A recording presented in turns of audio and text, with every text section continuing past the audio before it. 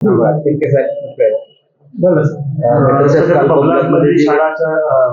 पडला त्यामुळे अत्यंत गंभीर असं प्रकरण आहे. जिल्हा परिषद सभागृहामध्ये विषय मांडलेला होता. काय नेमकं घडलं होतं आणि त्यानंतर अध्यक्षांनी आता काय आले? प्रथमतः ज्यावेळी ही घटना घडली सुमारे 11 तारखेला 12 ते 1च्या दरम्यान घडलेली दुपारी. लेकरं बाळ सगळेजण हर घर तिरंगा ह्याचं गावचा दौरा करून आलते.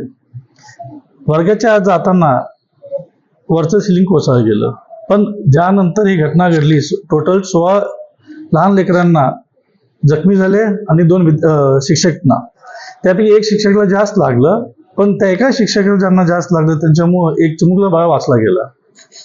हे ज्यावेळी ही दुर्घटना घडली त्यानंतर सुमारे 2च्या दरम्यान आपले मुख्य गट शिक्षण अधिकारी आणि ग्रामस्थ लोकांनी इतर लोकांसोबत ज्यावेळी सगळ्यांना हॉस्पिटलला घेऊन गेले, पहिले PUCला घेऊन गेले. तिथं काही जण चेकअप केलं. त्यानंतर फक्त 2 मुलांना थोडंसं जास्त लागल्यासारखं शंका आलती.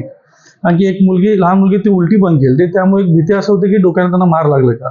त्या हिशोबाने पुढचं काम जे होतं प्रशासनाने त्यांच्या हिशोबाने केले आणि लहान लेकरांना तर हे जखमी होणं हे खरंच एक गांभीर्याची बात आहे. ह्या गोष्टी ज्यावेळी काल CO साहेबांनी एक मुलाखत दिली, त्यांनी प्रेस रिपोर्ट असं सादर केला गेला की तिथं शाळेनं शिक्षक लोक साडी घालून झोका खेळत होते. मी आज त्याविषयी उचलला गेला. मी सांगितलं की असं कुठलंही झालेलं नाहीये.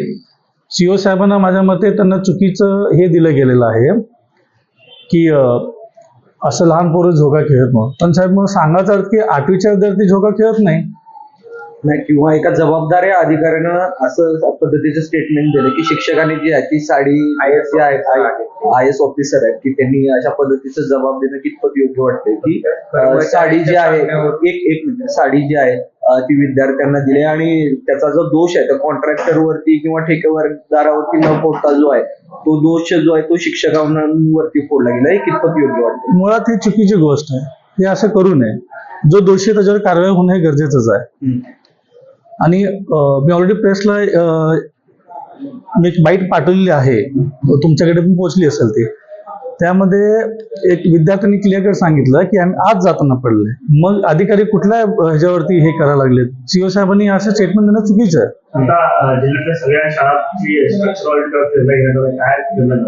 नाही, ऑलरेडी स्ट्रक्चरचं काम चालू आहे, पण बहुतांश शाळेमध्ये झालेलं नाही अजून.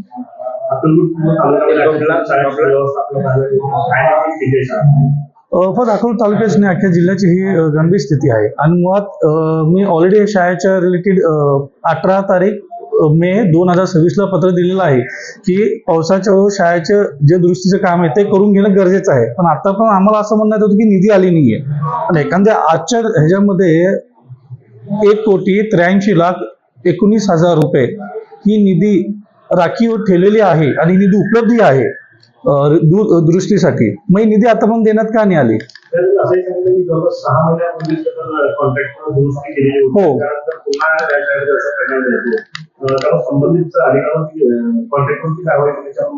हो, मी मागणी केलेली आहे.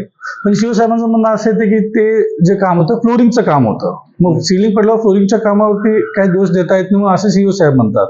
पण मुळात मला हे कळत नाही, जर तुम्ही एवढं जर ठाऊक आहात किंवा ते फ्लोरिंगचं आहे तर आम्हाला बाकीचे कागदपत्र का पुरवत नाहीत? ते टेंडर कशा आधारे काढलं गेलं आणि त्या टेंडरमध्ये नेमकं होतं मेन्शन काय होतं? 100% असं मला पूर्णपणे मला विश्वास आहे की काय तर वाचवायचं काम चालू आहे. लोकशाही मराठी ऐका, पहा, जागरूक रहा.